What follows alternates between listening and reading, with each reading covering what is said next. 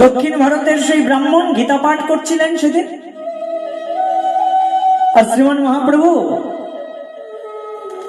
সেই ব্রাহ্মণের সামনে গিয়ে দেখছেন ব্রাহ্মণ অঝোরে কাঁদছেন। প্রভু ব্রাহ্মণের কাছে গিয়ে জিজ্ঞাসা করছেন, বিপ্রবর, আপনি অমন করে কাঁদছেন কেন? আপনি এমন কোন শ্লোক বললেন যা পড়ে আপনার এত কান্না পাচ্ছে? বিপ্রবর প্রভুর শ্রীচরণে দণ্ডবত প্রণাম করে বলছেন, প্রভু আমি কি করে শ্লোক পড়বো? আমি তো পড়াশোনাই জানি না, আমার তো অক্ষরে জ্ঞানই নাই, আমি কি করে শ্লোক পড়বো প্রভু? তাই বুঝি? তবে অত কাঁদছ যে? বিপ্রবর বলছেন, প্রভু আমি কাঁদছি কেন জানো?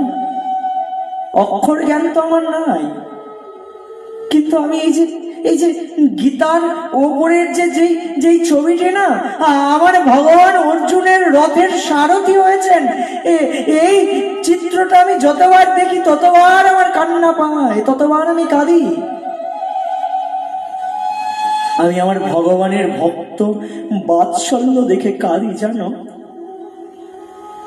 দেখো দেখো দেখো আমার ভগবান কেমন। ভগবান তার ভক্তকে এত ভালোবাসেন যে ভগবান হয়েও তিনি ভক্তের রথের সারথি হয়েছেন। রথের সারথি হয়েছেন অর্জুন ভক্ত হয়েও অমন করে ভগবানের পেছনে অমন করে উচ্চাসনে বসে আছেন। ভগবান তার রথের সারথি। আর শুধু তাই নয়, রথের সময় যখন রথ চলতে থাকে তখন তো আর মুখ দিয়ে বলা যায় না এখন ডান দিকে চলো, এখন বাঁ দিকে চলো, এখন সোজা চলো। তখন সারথিকে না পা দিয়ে ইঙ্গিত করতে হয় জানো। সারথিকে পা দিয়ে ইঙ্গিত করতে হয়। আর দেখো দেখো দেখো আমার ভগবান অমন করে রথের সারথি হয়েছেন, আর অর্জুনের লাঠিটাকেও যেন নিজে স্বীকার করে নিচ্ছেন আমার ভগবান। যেন